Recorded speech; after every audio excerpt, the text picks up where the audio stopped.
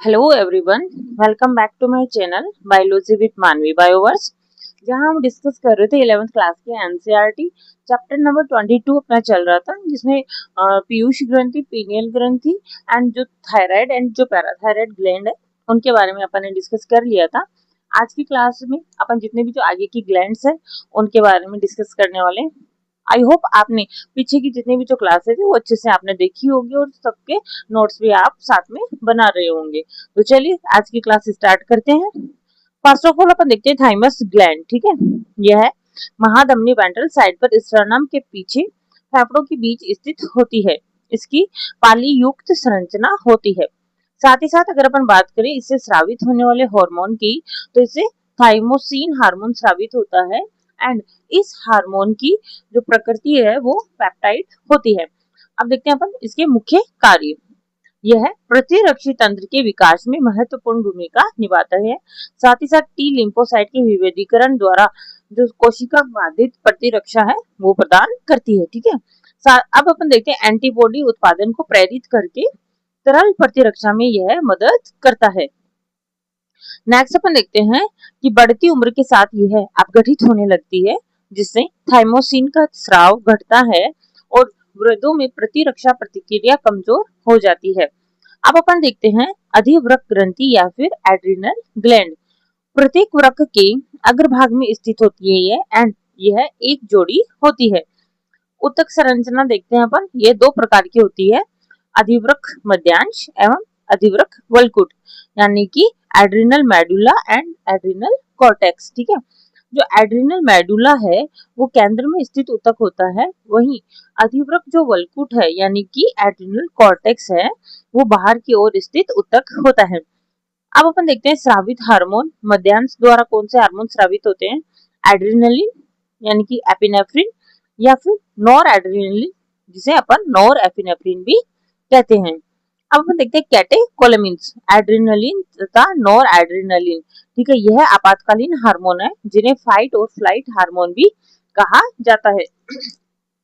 बात करें इसके कार्य की तो देखेंगे अपन सतर्कता, पुतलियों का फैलाव, रोंगटे खड़े होना तथा पसीना बढ़ना। नेक्स्ट अपन देखते हैं हृदय की धड़कन, हृदय संकुचन एवं श्वसन दर में वृद्धि होना। अब अपन देखते हैं आगे ग्लाइकोजन, लिपिड और प्रोटीन के विघटन को प्रेरित करना, जिससे रक्त में ग्लूकोज स्तर बढ़ता है। नेक्स्ट अपन देखते हैं जो एड्रिनल कॉर्टेक्स है वो 3 परतों से मिलकर बना होता है, जिसमें फर्स्ट अपन देखेंगे कि जोना रेटिकुलरिस। ठीक है, यह आंतरिक परत होती है। जोना फैसिकुलेटा जो मध्य परत होती है एंड जोना ग्लोमेरुलोसा यानी कि बाहरी परत। ठीक है, अब अपन देखते हैं स्रावित हार्मोन यानी कि कॉर्टिकोस्टेरॉइड। ठीक है, कॉर्टिकोस्टेरॉइड के प्रकार व कार्य। फर्स्ट अपन देखते हैं ग्लूकोकॉर्टिकॉइड्स यानी कि कॉर्टिसोल, कार्बोहाइड्रेट, वसा, प्रोटीन के उपापचय का यह नियंत्रण करता है। अब अपन देखते हैं ग्लूकोनियोजेनेसिस, ग्लाइकोजन संश्लेषण तथा लिपिड या प्रोटीन अपघटन को बढ़ावा देना। साथ ही साथ हृदय संबंधी तंत्र एवं वृक्क कार्य प्रणाली का रखरखाव, प्रतिशोध प्रतिक्रिया और प्रतिरक्षा निरोधन। नेक्स्ट अपन देखेंगे आरबीसी के उत्पादन को यह प्रेरित करता है। नेक्स्ट हार्मोन अपन देखते हैं मिनरेलोकॉर्टिकॉइड्स यानी कि एल्डोस्टेरोन। यह जल एवं विद्युत अपघट्यों का संतुलन बनाए रखता है। वृक्क नलिकाओं से सोडियम एवं जल का पुनरावशोषण तथा पोटेशियम एवं फॉस्फेट आयन का उत्सर्जन करता है। शरीर द्रव आयतन, प्राशनी दाब और रक्त दाब का नियमन करता है। नेक्स्ट हार्मोन अपन देखेंगे एंड्रोजेनिक स्टेरॉइड। यौनारंभ के समय अक्षीरोम तथा मुख पर बालों की वृद्धि होती है। नेक्स्ट अपन देखते हैं एडिशन रोग। एड्रिनल कॉर्टेक्स के अल्प स्त्रावण से कार्बोहाइड्रेट उपापचय प्रभावित होता है, जिससे तीव्र दुर्बलता व थकावट होती है। अब नेक्स्ट ऑर्गन अपन देखते हैं अग्नाशय। यह एक प्रकार की संयुक्त ग्रंथि है, यानी कि यह अंतःस्रावी और बहिःस्रावी दोनों रूप में यह कार्य करती है। अंतःस्रावी भाग की अगर अपन बात करें तो देखेंगे लैंगरहैंस द्वीप, जिसकी मुख्य सेल्स होती है alpha cells and beta cells. जो अल्फा सेल्स है वो ग्लूकागॉन को स्त्रावन करती है एंड जो बीटा सेल्स है वो इंसुलिन हार्मोन स्रावित करती है। ठीक है, अब अपन देखते हैं ग्लूकागोन। यह एक पेप्टाइड हार्मोन है जो अल्फा सेल्स द्वारा स्रावित होता है। नेक्स्ट अपन देखते हैं यकृत सेल्स यानी कि हेपेटोसाइट्स पर कार्य कर यह ग्लाइकोजन के अपघटन को प्रेरित करता है। ग्लूकोनियोजेनेसिस को यह प्रेरित करता है जिससे रक्त में ग्लूकोज स्तर बढ़ता है, यानी कि हाइपरग्लाइसेमिक हार्मोन है ये। शरीर के नेक्स्ट अपन देखते हैं कोशिकीय शर्करा के अभिग्रहण और उपयोग को यह कम करता है। एवं वहीं अब अपन देखते हैं कि जो इंसुलिन है वो भी एक प्रकार का पेप्टाइड या प्रोटीन हार्मोन है जो बीटा सेल्स द्वारा स्रावित होता है। बात करें इसके अपन कार्यों की तो देखेंगे हिपेटोसाइट और एडिपोसाइट पर कार्य करके कोशिकीय ग्लूकोज अभिग्रहण एवं उपयोग को बढ़ावा देता है। यह रक्त में ग्लूकोज का स्तर घटाता है, साथ ही साथ ग्लाइकोजेनेसिस को प्रेरित करता है। अब अपन यहाँ पे देखते हैं मधुमेह या फिर डायबिटीज मेलिटस। लंबी अवधि तक हाइपरग्लाइसेमिया रहने पर यह बीमारी होती है। एंड बात करें इसके लक्षण की तो देखेंगे कि मूत्र के साथ शर्करा का ह्रास और कीटोन बॉडीज का निर्माण होता है। उपचार अगर देखेंगे तो यह इंसुलिन थेरेपी द्वारा इसका उपचार होता है। वृषण यानी कि टेस्टिस। नर में उदर गुहा के वृषण कोष में एक जोड़ी यह स्थित होते हैं। यह प्राथमिक लैंगिक अंग और अंतःस्रावी ग्रंथि दोनों रूप में कार्य करती है। संरचना की बात करें शुक्रजनक नलिकाओं यानी कि सेमिनिफेरस ट्यूब्यूल्स और अंतराली ऊतक यानी कि इंटरस्टिशियल टिश्यू का यह बना होता है। लेडिंग सेल्स या फिर अंतराली सेल्स एंड्रोजन या टेस्टोस्टेरोन हार्मोन का स्राव। साथ ही साथ अब अपन देखते हैं एंड्रोजन के कार्य। सहायक जनन अंगों जैसे एपिडिडाइमिस, शुक्रवाहिका, सेमिनल वेसिकल एंड जो प्रोस्टेट है उनका परिपक्वन एवं नियमन। साथ ही साथ अपन देखेंगे कि यह हार्मोन पेशीय वृद्धि, मुख व अक्षीय रोम की वृद्धि, क्रोधात्मकता, भारी आवाज आदि द्वितीयक लैंगिक लक्षणों को यह उत्तेजित करता है। शुक्राणु निर्माण यानी कि स्पर्मेटोजेनेसिस की प्रक्रिया में यह प्रेरक भूमिका निभाता है। केंद्रीय तंत्रिका तंत्र पर कार्य कर नर लैंगिक व्यवहार को प्रभावित करता है। वहीं अब अपन देखते हैं प्रोटीन एवं कार्बोहाइड्रेट उपापचय पर यह उपचय प्रभाव डालता है। अब अपन देखते हैं अंडाशय या फिर ओवेरी। मादाओं में उदर में स्थित एक जोड़ी होते हैं यह, साथ ही साथ यह प्राथमिक लैंगिक अंग है एवं प्रत्येक मासिक चक्र में एक अंडे का उत्पादन करना तथा हार्मोन स्रावित करना।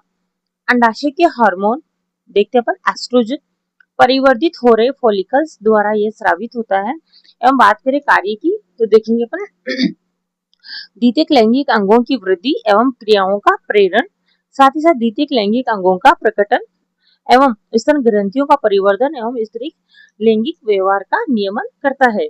अब अपन देखते हैं प्रोजेस्टेरोन अंडोत्सर्ग के बाद बनी कार्पस ल्यूटियम द्वारा यह स्रावित होता है एंड साथ ही साथ सगर्भता या प्रसवता में यह सहायता करता है।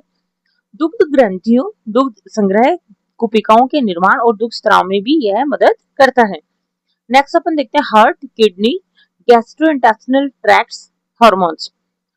अब अपन देखते हैं कि हार्ट के द्वारा ANF यानी कि एड्रियल नाइट्रियूरेटिक फैक्टर का सिक्रेशन होता है जो आलिन भित्ति द्वारा स्रावित पेप्टाइड हार्मोन है।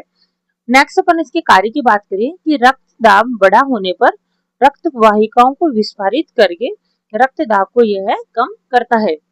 अब हम देखते हैं किडनी के द्वारा इरिथ्रोपोइटिन स्रावित होता है जो जक्स्टाग्लोमेरुलर सेल्स द्वारा स्रावित होता है। बात करें इसके कार्यों की तो देखेंगे यह इरिथ्रोपोइसिस को प्रेरित करता है। जठर आंतरिक पथ के 4 मुख्य पेप्टाइड हार्मोन्स। फर्स्ट अपन देखते हैं गैस्ट्रिन जठर ग्रंथियों पर कार्य कर HCl और पेप्सिनोजन के स्राव को यह प्रेरित करता है। अब अपन देखते हैं कोलिसिस्टोकाइनिन बहिस्रावी अग्नाशय और पित्ताशय दोनों पर कार्य कर क्रमशः अग्नाशय एंजाइम और पित्तरस के स्राव को यह प्रेरित करता है। नेक्स्ट अपन देखते हैं सेक्रेटिन बहिस्रावी अग्नाशय पर कार्य कर जल तथा बाइकार्बोनेट आयनों के स्राव को यह प्रेरित करता है।